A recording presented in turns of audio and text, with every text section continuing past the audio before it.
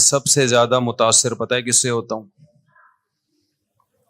جب کوئی آتا ہے نا کہ 7 مہینے کی جماعت میں نکلا ہوا ہوں، 1 سال کی جماعت میں نکلا ہوا ہوں، تو دل باغ باغ ہو جاتا ہے، جس کو کہتے ہیں گارڈن گارڈن ہو جاتا ہے آج کل۔ اردو میں تو آج کل ہو نہیں رہا نا، جو بھی ہو رہا ہے انگلش میں ہی ہو رہا ہے، تو ان کو دیکھ کے دل گارڈن گارڈن ہو جاتا ہے۔ وجہ اس کی ہے کہ سفر کی ٹینشن میں جانتا ہوں کتنی ہوتی ہے۔ میرے لیے 1 دن گھر سے باہر رہنا سفر میں مجھ پہ بہت شاق گزرتا ہے، بہت ٹینشن ہوتی ہے، چاہے کتنا ہی اچھا سفر ہو، یورپ ہی کا سفر کیوں نہ ہو۔ وہ میری ایک تقریر بڑی مشہور ہو گئی، میں یورپ گیا تھا 1 مہینے کے لیے، 15 دن میں آ گیا، تو بڑی مشہور ہو گئی۔ لوگ تو جاتے ہیں کہ یورپ جا رہے ہیں 15 دن کے لیے جائیں گے تو 6 مہینے تک نہیں آنے کا دل چاہتا ان کا۔ تو جاتا ہوں، ٹریولنگ بہت کرتا ہوں، لیکن حقیقت یہ ہے کہ جو انسان کو گھر میں سکون ہوتا ہے اپنے جگہ پہ، کیونکہ ایک روٹین ہوتی ہے انسان کی، سفر میں وہ ساری روٹین آؤٹ ہو جاتی ہے، نیند بھی خراب۔ تو سفر ایک بہرحال ایک ٹینشن ہے۔ ہاں، جو گھر سے بیزار ہو اس کو سفر میں مزہ آتا ہے، بھاگنے کا موقع مل گیا۔ تو کیوں بیزار ہے بھائی تو گھر کے اندر؟ کیا پرابلم کیا ہے تیرے گھر میں، مسئلہ کیا ہے جو تو گھر سے بیزار ہے؟ اچھا، بعض دفعہ مجھے پتا ہوتا ہے سفر میں ٹینشن ہوگی، پھر بھی سفر کیوں کرتا ہوں میں؟ ٹینشن اٹھاؤ نا تو پھر گھر کی قدر اور زیادہ بڑھ جاتی ہے۔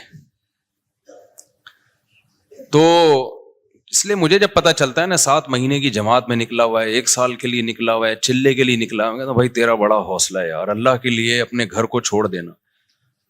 جبکہ تبلیغ کے سفر میں تو کوئی انٹرٹینمنٹ ہے ہی نہیں، انٹرٹینمنٹ لیس سفر، وہی 6 نمبر سننے، اللہ سے ہونے کا یقین، علماء کا اکرام، علم و ذکر، یہی سننا ہے نا انہوں نے، اور نماز پڑھنی ہے، دعوت دینی ہے۔ دعوت میں بھی کوئی لچھے دار تقریریں نہیں ہے کہ بعض خطیب ایسی تقریریں کرتے ہیں آدمی کہتا ہے کرتا رہے بھائی تو۔ دعوت بھی سمپل، بھائی دین آئے گا، محنت سے آئے گا، دین ہمارے اندر آ جائے، پوری دنیا میں آ جائے، اس کے لیے محنت ہو رہی ہے۔ کوئی لمبے چوڑے، کوئی بہت زیادہ کوئی ایسا نہیں ہے کہ کوئی اٹریکٹیو بات ہو۔ بھائی سیدھی سی بات، جو پیغمبروں کی دعوت ہوتی تھی، نوح علیہ السلام نے کہا نا ربی انی دعوت قومی لیلا و نہارا۔ نوح علیہ السلام جب دعوت دیتے تھے کوئی بہت ٹیکنیکل تقریریں نہیں ہوتی تھیں، پیغمبروں کی دعوتیں آپ قرآن میں دیکھو بہت سادہ تھیں۔ مصیبت یہ ہے کہ اس سادہ چیز کو چھوڑ کر ہم زیادہ پیچیدگیوں میں پڑ گئے ہیں۔ میں جو کئی ہفتوں سے بیان میں ایک لفظ ریپیٹ کر رہا ہوں نا، قرآن کی جو بیسک دعوتیں ہیں وہ تو 4-5 دعوے ہیں قرآن کے۔ توحید ہے، آخرت ہے، رسالت ہے۔ رسالت کا کیا مطلب؟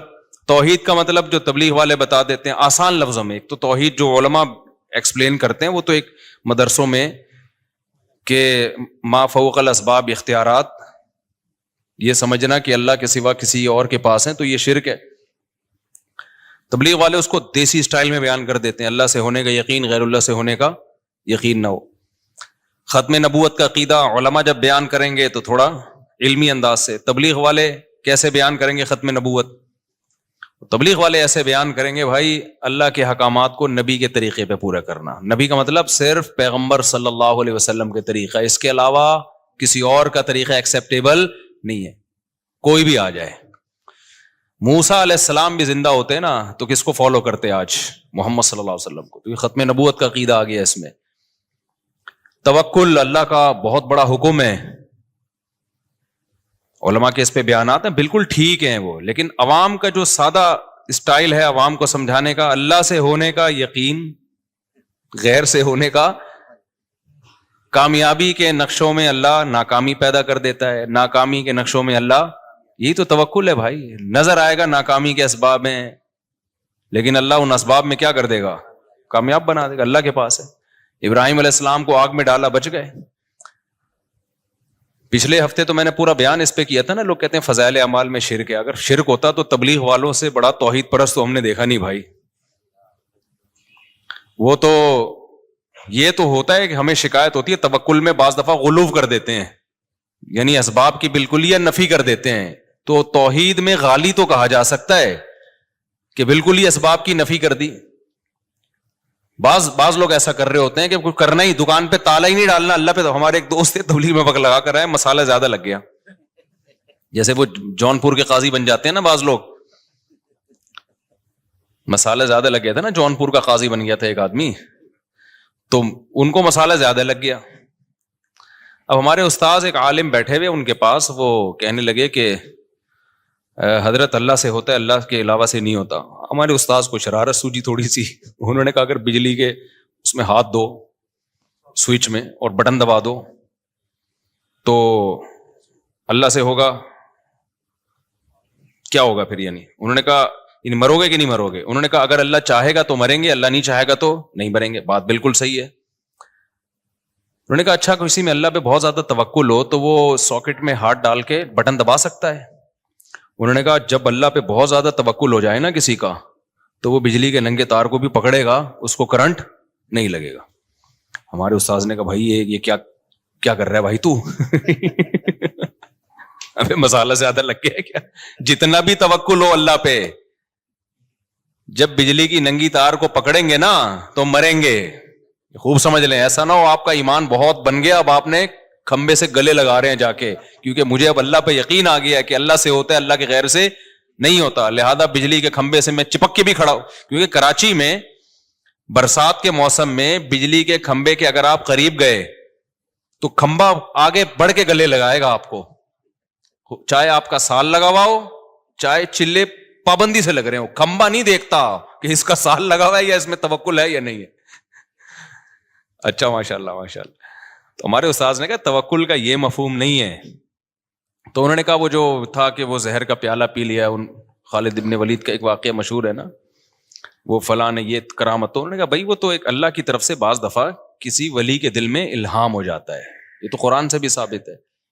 اس الہام اتنا یقینی ہوتا ہے کہ اس ولی اللہ کو پتا ہوتا ہے میں یہ کام کر لوں گا تو مجھے نقصان نہیں ہوگا. تو اگر ایسا الہام کسی کو ہو گیا اور اس کو یقین ہو گیا تو پھر وہ اللہ پہ توکل پہ کر لیتا ہے. لیکن نارملی اس کا توکل سے تعلق ہی نہیں ہے. جیسے ایسے واقعات ہیں نا, کڑائی میں ہاتھ ڈال دیا, تو ایسے واقعات ہوتے رہے ہیں, کچھ نہیں جلے. تو یہ اس کی اجازت نہیں ہے کہ آپ کا اللہ پہ بہت توکل ہے تو آپ نے پتا چلا جی کڑائی میں ہاتھ ڈال دیا کہ مجھے چونکہ اللہ سے ہونے کا یقین ہے لہذا میں ہاتھ ڈالوں گا کڑائی میں. تو نہیں, جتنا بھی اللہ سے ہونے کا یقین ہو کڑائی جلائے گی آپ کو, کیونکہ اللہ سے ہونے کا یقین کا مطلب یہ تھوڑی کہ کڑائی جلائے گی نہیں. اللہ کہے گا مجھ سے ہوتا ہے تو کڑائی جلائے گی تو میرے آرڈر سے جلائے گی نا, اس میں ایسی کون سی بات ہے؟ جو ہم تکے بناتے ہیں کوئلے پہ تو اس میں گوشت رکھیں تو بھی تکا بنے گا, انسان کو پرو دیں تو بھی کیا بنے گا؟ تکا ہی بنے گا اس کا. تو ابراہیم علیہ السلام کو جو اللہ نے بچا لیا وہ تو اللہ نے معجزاتی طور پہ بچا لیا. ان کے پاس تو بچنے کا آپشن ہی نہیں تھا نا. ابراہیم علیہ السلام اپنی مرضی سے تھوڑی جا رہے تھے آگ میں, لیکن اپنی مرضی سے آگ میں چھلانگ لگانا اس نیت کے ساتھ کہ اللہ بچا لے گا, خودکشی کا گناہ ہوگا. اگر چھلانگ لگا لی تو مرو گے اور خودکشی کا گناہ ہوگا.